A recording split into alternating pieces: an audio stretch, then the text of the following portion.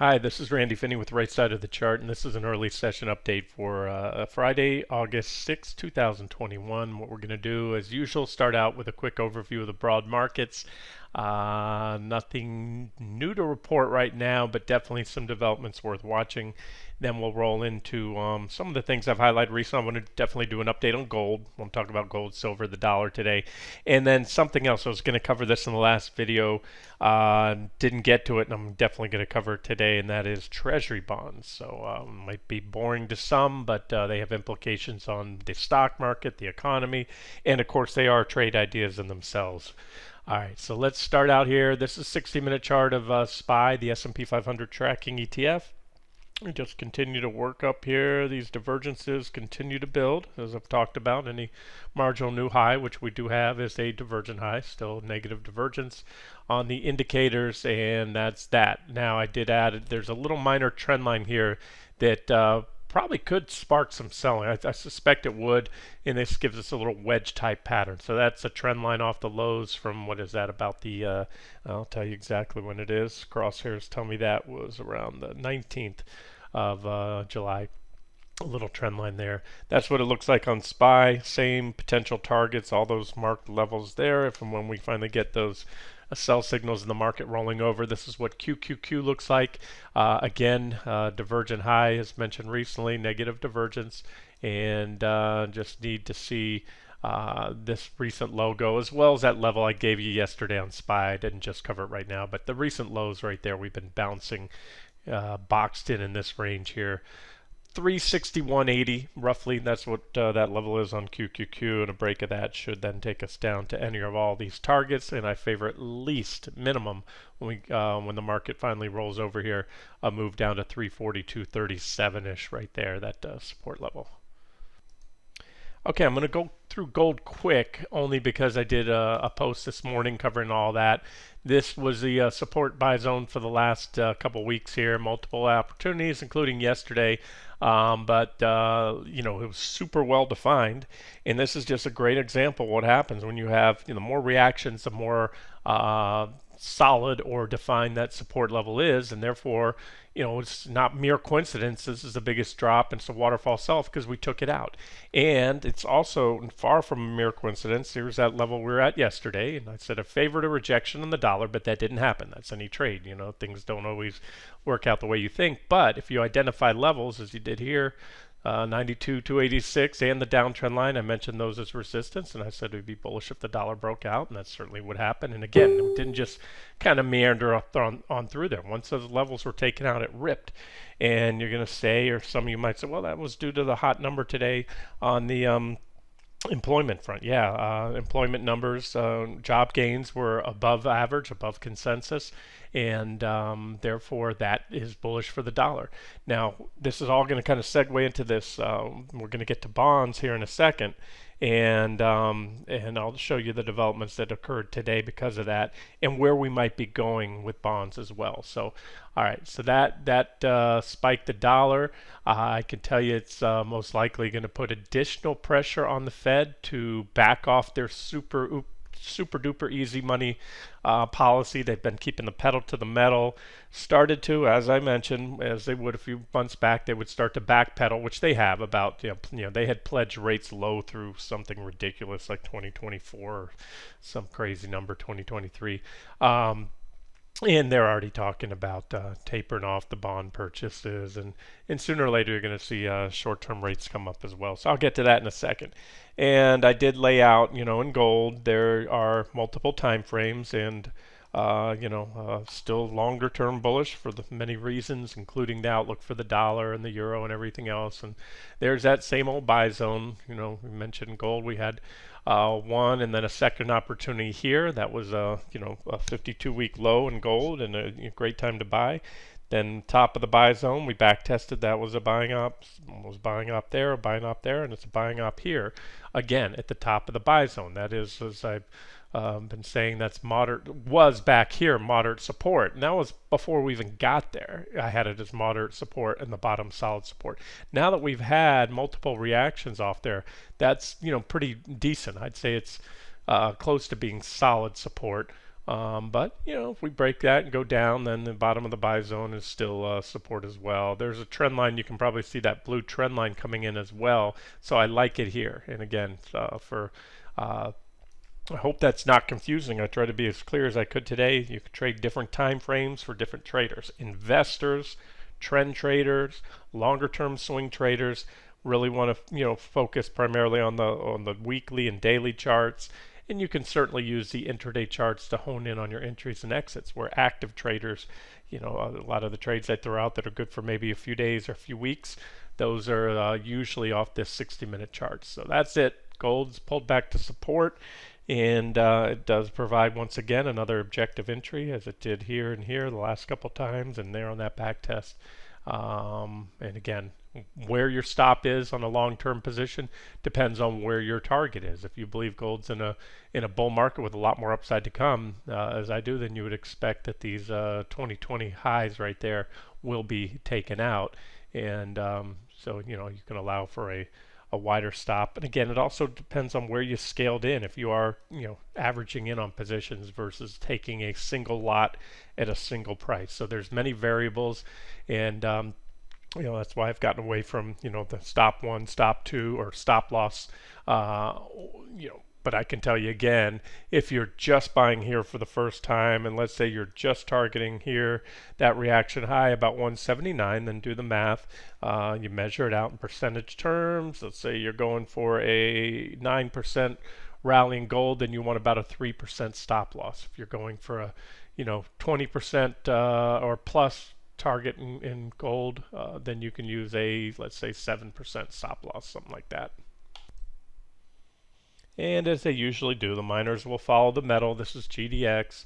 There was a downtrend line, breakout, back test, another back test. We're still above the downtrend line. This was also mentioned as a buy for GDX back here. At the same time, GDX was in this little bullish falling wedge, divergent low, and at support. That's when gold made those two tags back there earlier this year when I had highlighted those on same pullbacks to support to the bottom of that buy zone on gold. And if GDX comes lower, that's still support. And it's pretty good support. And it's even better support than it was back here because we had since then those two reactions. So 31, call it $31, give or take, somewhere in there.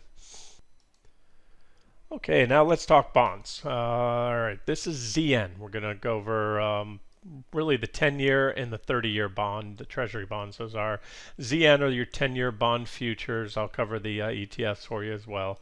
And this is a 6-month chart, so we're spanning 6 months in time. Each candlestick is 2 hours instead of the 60-minute candles I often cover. I just wanted to include this primary uptrend line, which is where I think we're going from here, and all these levels. Now, I haven't touched any of these. I've had these levels on this chart for quite a while, and the level I was going to highlight yesterday was this. We were working our way up in this bullish, bearish rising wedge pattern defined by this divergent high, the negative divergence, or the top of the wedge there, and the bottom, and had support here at 134, 190, both of which were taken out today. Again, on the good employment numbers, that's going to show that the economy is growing. And the Fed really doesn't need to keep the pedal to the metal anymore. And when you have a growth in the economy, especially if it's unchecked, rates are artificially low, you're going to have inflation. And inflation is bearish for bonds. Remember, this is the price of the 10-year bonds, yen, not interest rates. Bonds are falling today because rates are going up. That's why you're seeing bonds drop. And this was a technical breakdown. We took out both the bottom of the bearish rising wedge and that 134, 190 support. But right now, we just hit support. So my first target, 134.022. And so now the way it works is we'll likely get a reaction here. Pretty much we have so far. We've been trading on that level since we hit it this morning. If we do bounce, 134, 190 becomes resistance. And if we just consolidate here for a while and then break it, next break of 134 should take us down to the next target there. And that's 132.302 and the uptrend line. And so that's where I think the 10 years headed right there. And before we get to the ETFs, let me look at the other futures. Let's look at the 30-year bond, and that's ZB, Zebra Bravo right here. 3 months. So these are hourly candlesticks. So this is that same, I just showed you a minute ago, an uptrend line on the 10-year.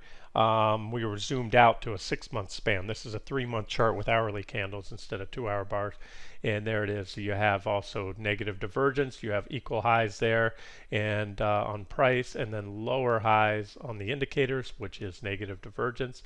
And boom, there it is. Broke down today. That is a sell signal. And whether we kick back or not, I do not have all the targets marked up on this chart. I do have a level down here. I've had it for a while, 157, 158-ish. I think we'll work our way back down to there. In fact, let's look at that. Let's look at some of these older charts. Way back when, back here, there it is. This chart was posted on April 15th, all the way back on April 15th. Oops, didn't mean to do that. Let's zoom back in, put this where it needs to be. There you go. You can see the levels better now. Again, this was, there it is, April 15th, time stamped like all the charts, and that was the level. And so this was mentioned as the next long entry back here. We had taken out the downtrend line. So this is when I went bullish on Treasuries, looking for a rally. We got the breakout.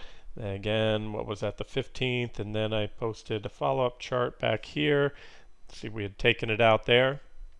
Started working our way up this uptrend line. This was on April 26th, and had us going up, up, up, and that's what we did. So, and it wasn't just this 60-minute chart. I'm going to get to the daily and weekly charts of bonds real quick here. In fact, that's what we'll do now. I just wanted to loop back to that. There it is. And again, that CB. Back then, back in April, and where did we go? I've got it here somewhere. Bear with me. There it is.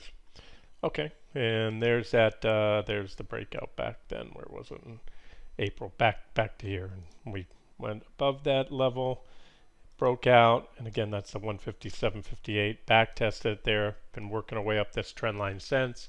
And now sell signal. So now we go the other way.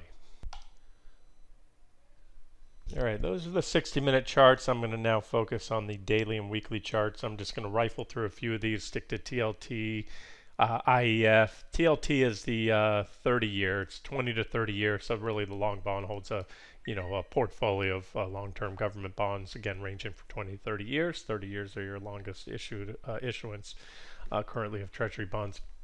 There's the uptrend line right there, the same one I was showing you on the 60-minute chart. This is when we went bullish back in April. There was that bullish falling wedge, and there's the rally in bonds that was again indicated by the charts with the positive divergence. And lately we had some negative divergence building up to that point. And there it is, breakdown right there. First target, these levels have been untouched. They were the same levels I had back here for upside targets. Gosh, it looks like we hit that 152.62 to the button there. That created that line back on March 17th. And it was hit to the button. That stopped the rally. Again, I haven't been doing many updates on treasuries. They're slow moving. It's been more of a position trade. But again, just wanted to point out the breakdown here today. And it wasn't just a break of support. Targets, again, I haven't had to touch them because they worked on the way up. We had reactions around them. So on the way down, that's about 146 right there, whether we kick back or not. And should we fall all the way down here, which I suspect we very well might. There's a long-term trend line that comes in. So we could work our way all the way back down to about 140.70 right there. And that was pretty important resistance back here. We were basing, boom, broke out, back tested, and then this whole rally came there. Okay, so that is TLT, again, the long bond from a daily chart. Weekly chart, I had back then given you 149.02, and actually this is where this was support. So basically we bounced off 134.42, rallied into resistance there at 149.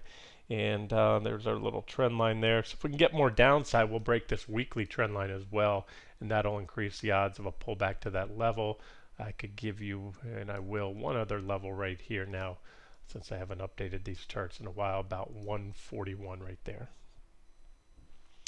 Let's look at the, let's look, before we move on to the 10-year, let's look at the 30-year yield. So remember, the yield now will be opposite of TLT.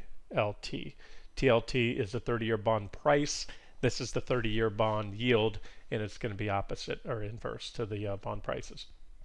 All right, so this was a big level, and so when I became bullish on bonds back here, I laid out the case again back in earlier this year that this was big resistance and we would likely correct off there. That's TYX, again, the 30-year Treasury bond yield, and calling for a reversal off the 2416 level. In fact, I have that chart. This is dated March 1st, all the way back to March 1st. That's when we hit it. There's 2416, and you can see the arrows going down to first target being this uptrend line. And that's, fast forward. It's been quite a while, but that's the trend. There's 2416. We first hit it right there, and for about 4 or 5 weeks, couple months, hit it each and every week. And the 30-year yield could not get through that level. Tried one more time and failed, and then boom, that rally back right to support. Again, here's a trend line created back on all the way back on June 10th. 1763 or a support level, and that's what we hit. So again, bonds at support. I'm showing you multiple time frames, and this indicator right here, PPO, is turning up at the 0 line, or should turn up if we do rally from here, and that's another case for a rally in yields. And let's not forget, biggest picture. I'm going to zoom out to my weekly chart, and I'm sorry, monthly. This shows you the biggest picture. This is as far back as I can go. We're going back into the 70s here. Think Jimmy Carter, runaway inflation, peak in interest rates back in the early 80s, right about when Reagan took office there. And that started a period of a new secular bear market in rates, bull market in bonds, meaning rates were going down, and they were working their way down in a perfect, well-defined price channel until Super Fed came along. This was the financial crisis in '08, and so what you're seeing is a Fed artificially manipulating rates. We were in a secular bear market, but they came in with nuclear. Well, this was the true nuclear response. These were heavy. These were the bazookas, the 88 millimeter cannons, whatever you want, big guns here to stave off the financial crisis. This is all that zero interest rate policy, the quantitative easing. These were the different rounds that took us below the natural price channel.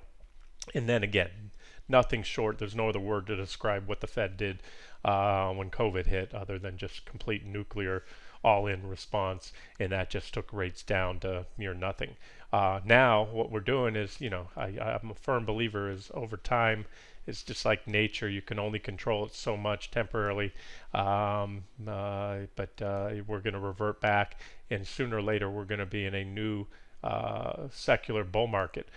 We know rates can't go any lower. The Fed had rates near zero and has had them for a while, so at best maybe we stay down there for quite some time. But we have nowhere effectively but up to go on rates from here, and you can already see that here's a trend line that we've recovered. We came in and we're back testing that now. So I think ultimately we'll work our way back up to the top of this price channel.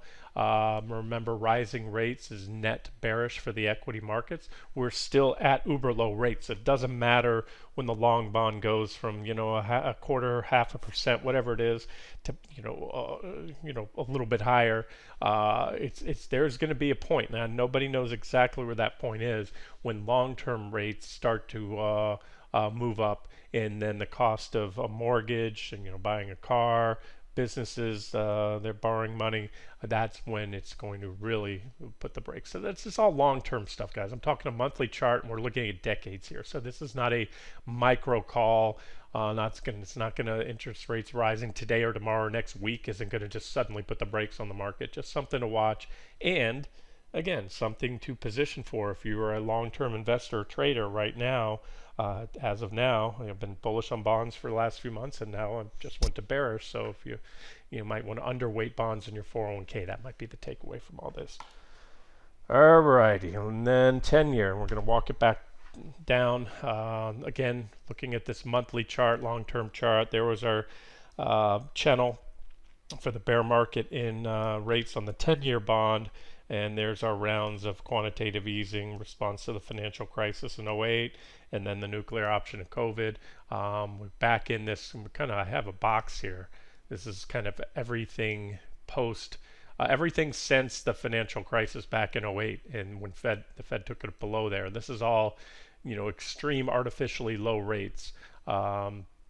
And it's sort of a box, and there's also the trend line. Now this is long-term stuff. We're far away from it, but keep an eye on rates. If and when they get up to this point on TNX, the 30-year or the 10-year bond, a breakout above there will almost certainly tell us that we're in the early stages of a new bull market in rates.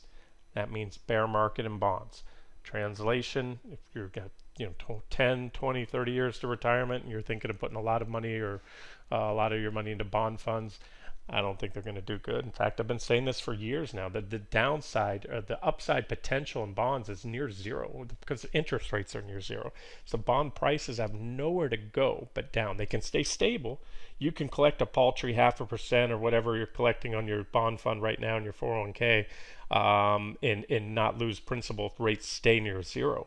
But since there's virtually no downside for interest rates, there's no potential for bond price appreciation, and because there is nothing but upside potential for rates, that means there's a tremendous amount of downside on your principal. And what does that mean? $100,000 in a bond fund kicking off 0.5% a year.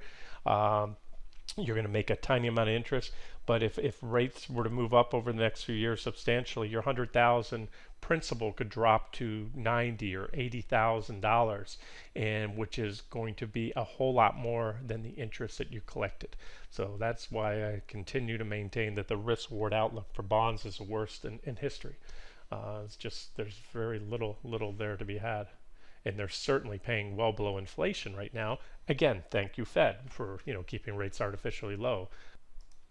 Okay, all right, we're going to walk it down. Weekly time frame, TNX, again, 10-year Treasury, right there, break of that trend line.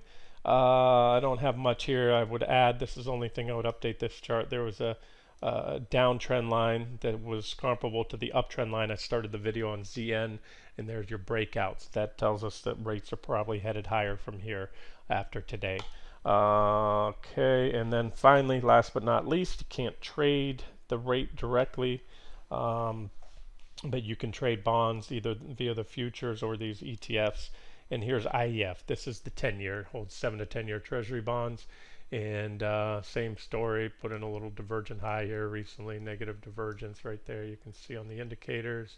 And had this little wedge pattern, broke down today, sell signal, and I think we're coming back down to at least 115.82. Again, if you're trading bonds, you need to leverage up a little bit because they're not. This is the biggest down day in a while, and we're only down 0.5%, 0.57%.